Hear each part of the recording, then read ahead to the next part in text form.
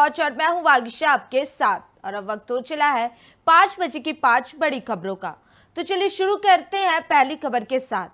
राज्यसभा में कांग्रेस अध्यक्ष मल्लिकार्जुन खड़गे ने पब्लिक एग्जामिनेशन संशोधन विधेयक 2026 को लेकर केंद्र सरकार पर तीखा हमला बोला। उन्होंने कहा कि पेपर लीक से लाखों युवाओं और उनके परिवारों को भारी नुकसान हुआ है। खड़गे ने आरोप लगाया कि सरकार ने नए विधेयक में केवल आंकड़े बदले हैं और जुर्माना व सजा बढ़ाने से समस्या का समाधान नहीं होगा। उन्होंने कहा कि असली चुनौती निष्पक्ष और सुरक्षित परीक्षा आयोजित करने की है ताकि पेपर लीक की घटना ही ना हो। खड़गे ने यह भी कहा कि कांग्रेस ने 2024 में ही कई कड़े कानून की मांग की थी, लेकिन तब सरकार ने उनकी बात नहीं मानी। अब 2 साल बाद वही कदम उठाया जा रहा है।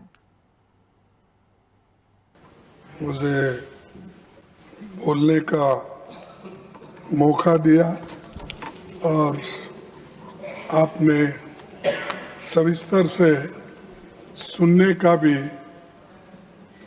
बात यहाँ पर रखी, इसीलिए मैं अपने बात को ठीक ढंग से रखूँगा और मैं यही चाहता हूँ कि सरकार के लोग ठीक से सुने और इसका उत्तर वो ठीक से दे, यही मेरी अपेक्षा है और आप मुझे डेफिनेटली सपोर्ट करेंगे, ये मेरी आशा है। सर, मैं शुरू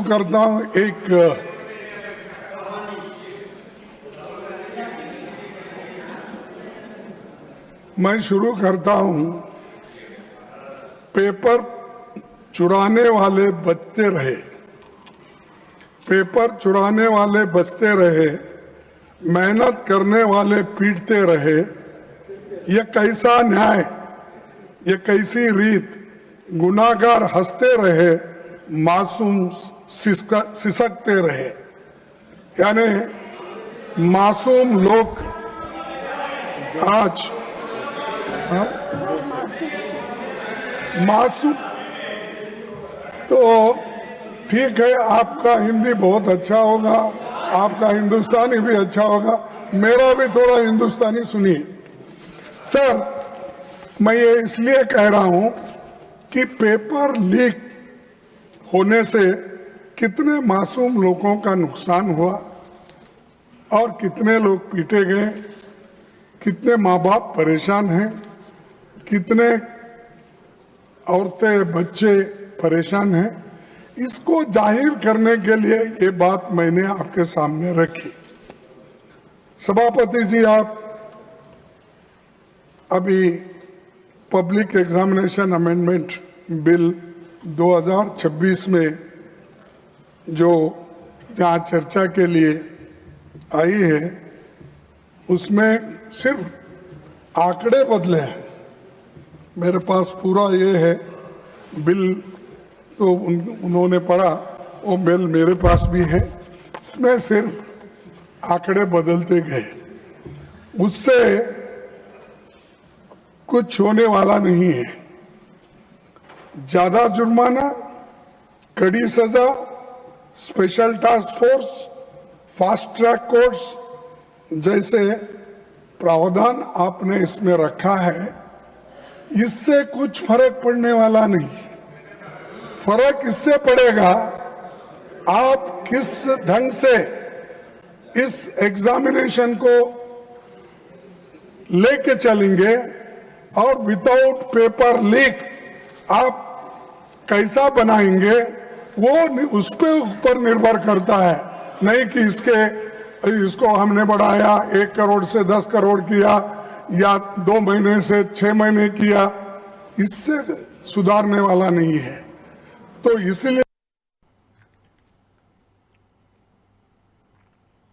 राजस्थान के जयपुर में पूर्व मुख्यमंत्री और कांग्रेस नेता अशोक गहलोत ने महेंद्रजीत मालवीय की पार्टी में वापसी का स्वागत किया। गहलोत ने कहा कि कुछ गलतफहमियों के कारण मालवीय कांग्रेस छोड़कर चले गए थे, लेकिन अब उनकी वापसी हो गई है। उन्होंने कहा कि अपने कार्यकाल में महेंद्रजीत मालवीय ने सिंचाई, शिक्षा और सड़क जैसी बुनियादी सुविधाओं के क्षेत्र में कई विकास कार्य कराए।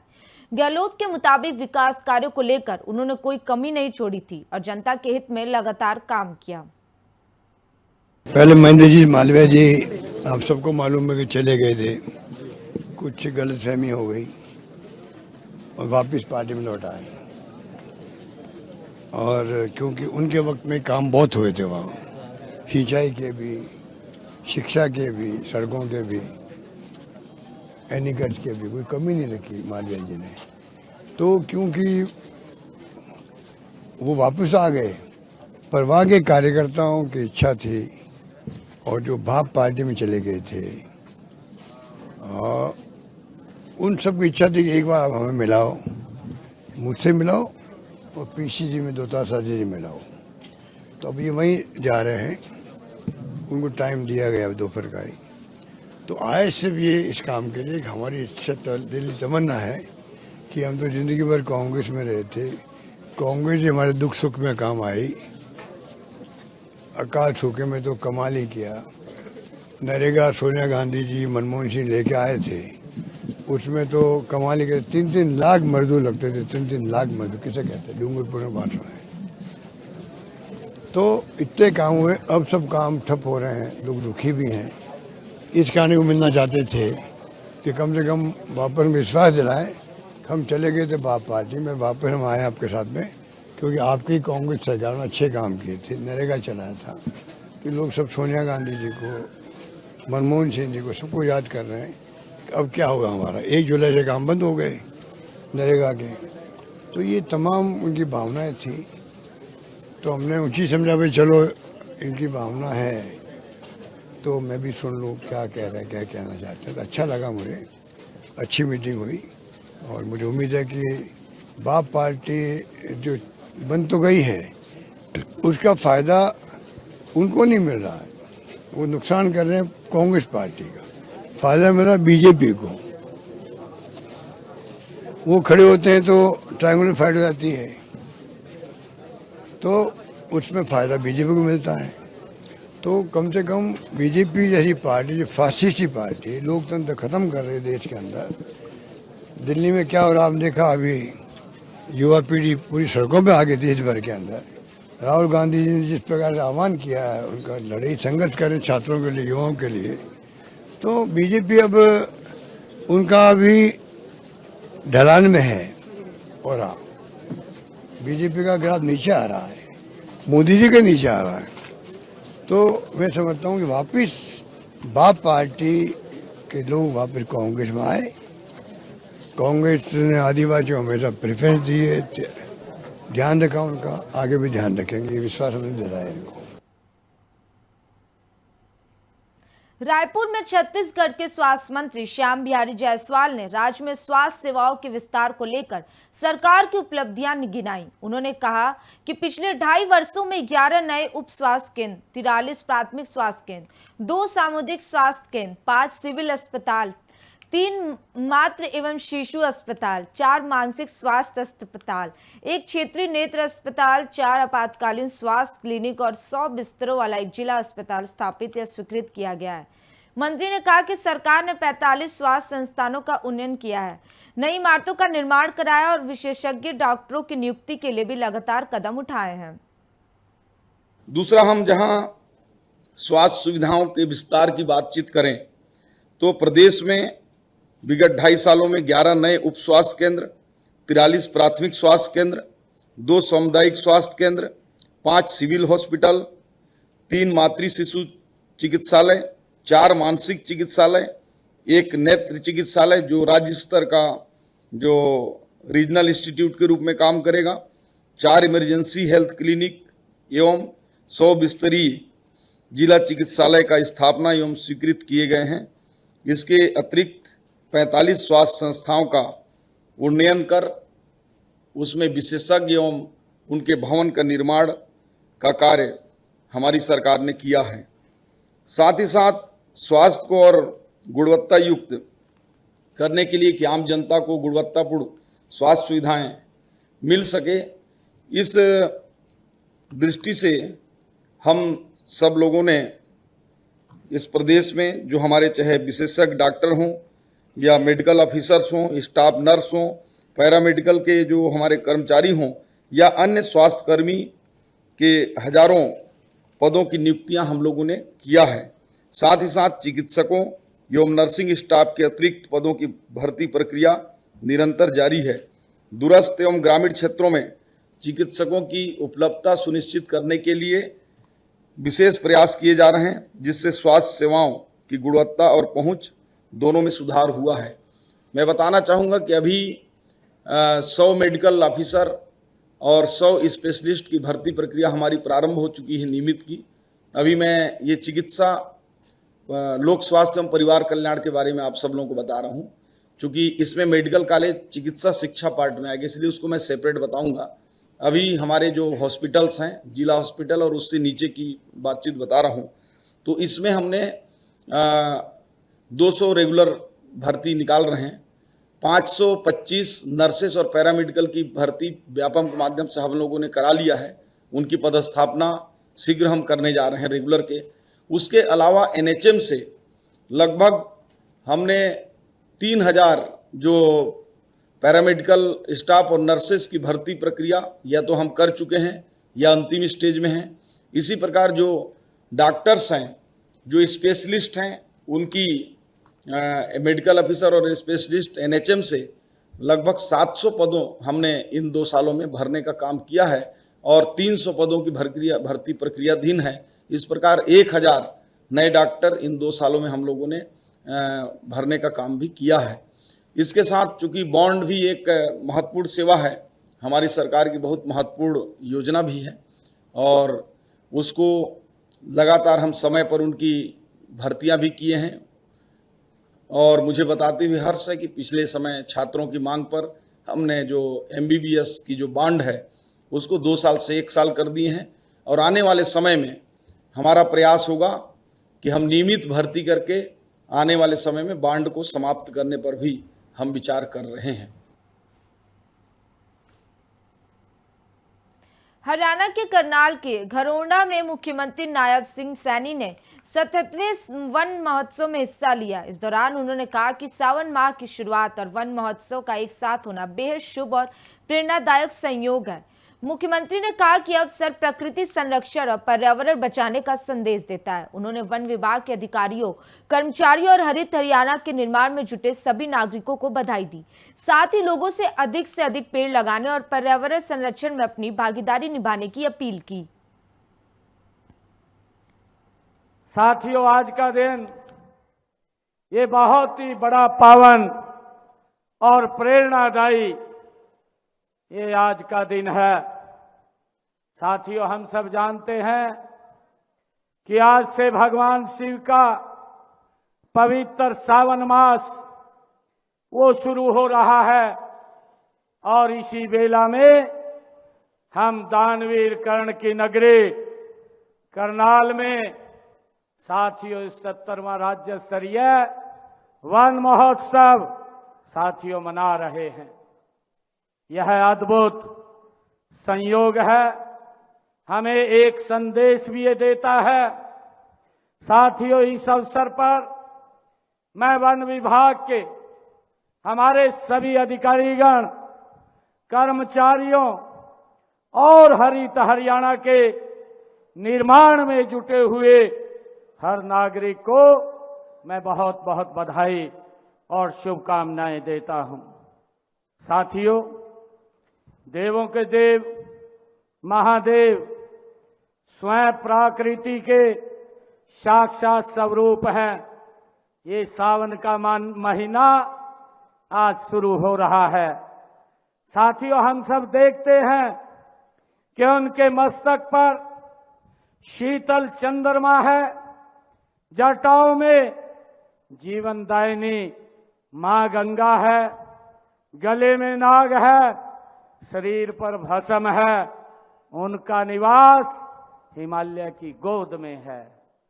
साथियों, भगवान शिव का ये स्वरूप हमें बताता है साथियों, प्रकृति से ही जुड़ना, शिव से जुड़ना है।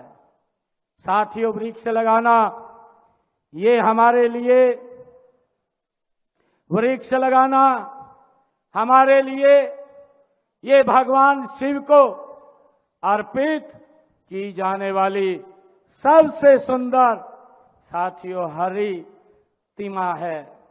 साथियों, सावन में जब धरती वर्षा की बूंदों में भीगती है, खेतों में हरियाली साथियों मुस्कुराती है, पेड़ों की शाखाओं पर नया जीवन साथियों अंगड़ाई लेता है, तब ऐसा लगता है जैसे पूरी सृष्टि भगवान शिव का जलाभिषेक कर रही है। देहरादून में उत्तराखंड के मुख्यमंत्री पुष्कर सिंह धामी ने 1905 सीएम हेल्पलाइन को जनता की शिकायतों के त्वरित और पारदर्शी समाधान का अहम माध्यम बताया। उन्होंने अधिकारियों को नियमित रूप से समाधान दिवस आयोजित करने के निर्देश दिए। कांवड़ यात्रा पर सीएम धामी ने कहा कि राज्य के लिए एक पवित्र अवसर है और सरकार कांवड़ यात्रियों के स्वागत व सभी आवश्यक सुविधाओं की पूरी व्यवस्था कर रही है। वहीं पब्लिक एग्जामिनेशन साधनों की रोकथाम संशोधन विधेयक 2026 पर उन्होंने कहा कि प्रधानमंत्री नरेंद्र मोदी ने युवाओं के हित में कई महत्वपूर्ण कदम उठाए हैं। इस नए कानून से भर्ती और परीक्षाओं की व्यवस्था और अधिक पारदर्शी तथा मजबूत होगी। उन्होंने इसके लिए प्रधानमंत्री का आभार भी जताया है। ये 1905 सीएम हेल्पलाइन है और इसमें हम लोग जिले से लेकर शासन तक के उच्च स्तर तक 4 लेवल पर इसकी समीक्षा होती है, L1, L2, L3 और L4 के लेवल पर। और ये जनता की समस्याओं का, उनकी शिकायतों का समाधान इस पर तेज गति से हो, पारदर्शिता आए, लोगों को अपने घर बैठे ही अपनी समस्याओं का समाधान मिले, उसको लेकर आज समीक्षा की गई है। और पिछले जो बैठकें थी उन बैठकों से अभी इस समीक्षा बैठक में समस्याओं का निराकरण ज़्यादा हुआ है, उसका परसेंटेज बढ़ा है, लोगों का इस प्रक्रिया में विश्वास भी बढ़ा है। हमने कहा है कि समस्याएं, जो शिकायतें हैं वो कम से कम आनी चाहिए। एक अच्छे जो प्रशासनिक व्यवस्था है उसका प्रमाण होता है। अधिकारी जो है समाधान दिवस करें, सोमवार को जिलाधिकारी अपने यहाँ करें, विभागाध्यक्ष करें, सचिव करें और लोगों को उनकी समस्याओं को सुनकर उनके त्वरित रूप से समाधान के लिए कार्रवाई करें। और कुछ मैंने जो लोग शिकायत करता थे उनसे बात भी करी है, मैं अक्सर उनसे बात करता हूँ और उसके आधार पर फीडबैक लेकर हमारा प्रयास होता है कि जिस विभाग की समस्याएं हैं वो विभाग उन समस्याओं का समाधान करे। कुछ पेंशनों से जुड़े हुए मामले हैं, पेयजल से जुड़े हुए हैं, सड़क से, अन्य जो लाभार्थी योजनाएं हैं उनसे जुड़े हुई योजनाएं थी, उन सभी के त्वरित रूप से समाधान के निर्देश दिए। ये हमारे लिए देखिए बहुत पावन अवसर होता है। आस्था श्रद्धा की ये यात्रा होती है। शिव भक्त माँ गंगा का जल लेकर अपने अपने स्थान को जाते हैं। भगवान भोलेनाथ के सभी ये भक्त भगवान भोलेनाथ की जल अर्पित करते हैं, तो उनके लिए हम हर प्रकार से, क्योंकि ये देवभूमि है, माँ गंगा के तट पर आते हैं, हम उनका स्वागत करते हैं, उनके लिए सब व्यवस्थाएं करते हैं। जो भी प्रबंध है हम अच्छे करने का हमने प्रयास किया है। मैं सभी से कहूँगा कि उनकी यात्रा अच्छी हो और भगवान भोलेनाथ का आशीर्वाद उनको मिले, माँ गंगा का आशीर्वाद मिले। साथ ही यात्रा के जो नियम हैं उन नियमों का भी सभी पालन करें, उनकी यात्रा अच्छी हो और अपनी यात्रा के साथ और लोगों की भी यात्रा अच्छी हो, इस बात का सभी ध्यान करेंगे। देखिए, माननीय प्रधानमंत्री मोदी जी अपने प्रधानमंत्री बनने के बाद हर ऐतिहासिक निर्णयों के लिए उन्होंने जनता को समर्पित किए हैं। चाहे वो धारा 370 हटानी हो, चाहे वो CAA का कानून लाना हो, गरीब कल्याण की योजनाएं करनी हो, अनेक योजनाएं उन्होंने करी हैं। Surgical strike, air strike, operation Sindoor, और समाज में अंतिम छोर में खड़े हुए व्यक्ति तक शासन पहुंचाने के लिए उन्होंने काम किया है। युवाओं की बात है, युवा उनकी हमेशा से प्राथमिकता में रहे हैं। और अब जो बिल आया है, इस बिल के आने के बाद निश्चित रूप से व्यवस्था और पारदर्शी होगी और भ्रष्टाचार मुक्त होगी। योग्यता, प्रतिभा, क्षमता के आधार पर युवाओं को, नौजवानों को प्रतियोगी परीक्षाओं में चयन का अवसर मिलेगा। तो मैं माननीय प्रधानमंत्री जी का देवभूमि उत्तराखंड की जनता की ओर से आभार व्यक्त करता हूं, उनका धन्यवाद देता हूं। फिलहाल 5 बजे की 5 बड़ी खबरों में सिर्फ इतना ही। ऐसी देश विदेश की तमाम बड़ी खबरों को देखने के लिए बने रहे इंडिया वॉच के साथ।